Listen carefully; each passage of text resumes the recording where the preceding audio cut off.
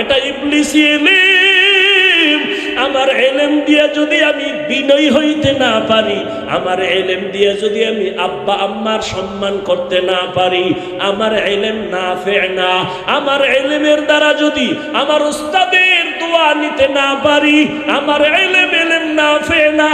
আমার ইলম দিয়ে যদি আমার ভাইদের সাথে ভালো আচরণ করতে না পারি, আমার ইলমটা ইলমে নাফে না, ইবলিসি ইলম। এজন্য নবী দোয়া করতেন, ও আল্লাহ ইলমে নাফে ছাড়া কোনো ইলম চাই না। ইন্নী আসআলুকা ইলমান নাফিআ, ও আল্লাহ ইলমে নাফে দান করো।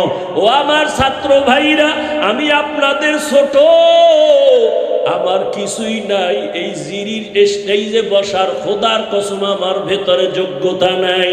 তবে জিরির হযরত দোয়া করেছিলেন আর বলছিলেন, বাবা যতদিন বেঁচে থাকো জিরি মাদ্রাসায় আসবা, দোয়ার জন্য আসি, আপনাদের কাছে দোয়া চাই।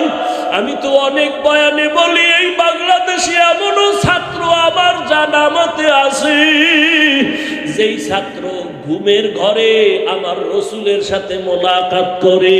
আমি ওই বিশ্বাস কইরাই আমি ছাত্র ভাইদের দোয়া চাই।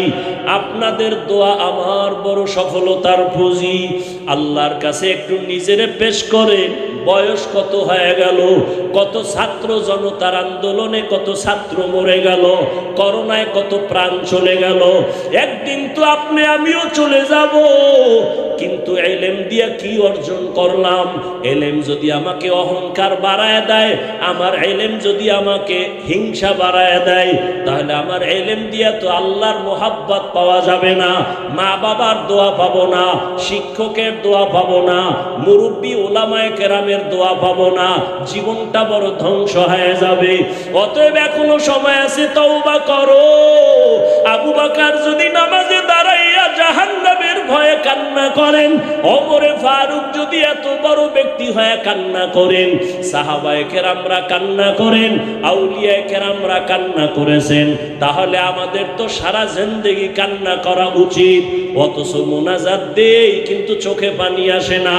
কান্না না আসা মনে করিয়েন না রহমত, বরং আল্লাহ আপনার আমার গুনার কারণে বেজার, গুনার কারণে আমার আপনার অন্তর শক্ত হয়ে গেছে, এই জন্য চোখে পানি আসে না।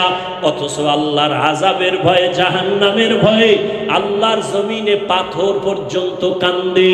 সুম্মা কাসাত কুলুবুকুম মিন বাদি যালিকা ফাহিয়া কাল হিজারা আও আশাদ্দু কাসওয়া ওয়া ইন্না মিনাল হিজারাতি লামা ইয়াতাফাজ্জারু মিনহুল আনহার ওয়া ইন্না মিনহা লামা ইয়াশাক্কাকু ফায়াখরুজু মিনহুল মা ওয়া ইন্না মিনহা লামা ইয়াহবিতু মিন খাশিয়াতিল্লাহ। ব্যাখ্যা কইরা দেখেন, আল্লাহর জাহান্নামের ভয়ে পাথর কাঁদতেছে, পাথর কাঁপতেছে। মানুষ আমরা এত কেন খারাপ? আমাদের চোখে কেন পানি নাই? দুনিয়াতে যত মানুষ আল্লাহকে ভয় করবে, গুনাহকে ভয় করবে, এর মধ্যে যারা ইলমওয়ালা তারা আরো বেশি ভয় করবে।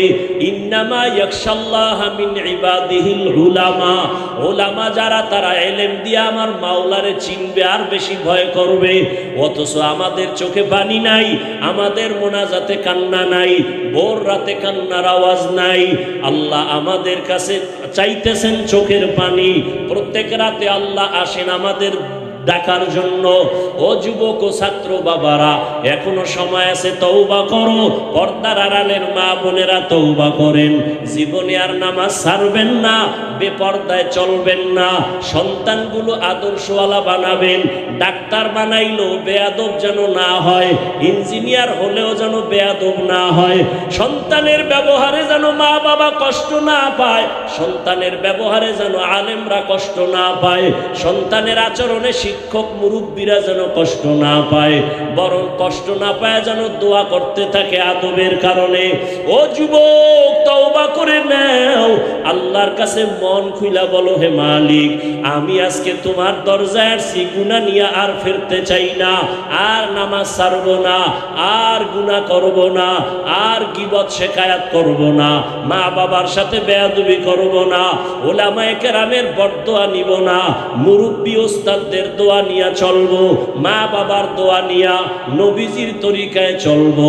আল্লাহর বান্দারা যদি তওবা করার নিয়ত হয়, দুটো হাত আমার আল্লাহকে দেখায় দেই, আয় আল্লাহ হাতগুলো কবুল করে নেন, তওবা কবুল করে নেন, তওবার উপরে মজবুত হইয়া চলার মতো তৌফিক দান করেন, আমিন।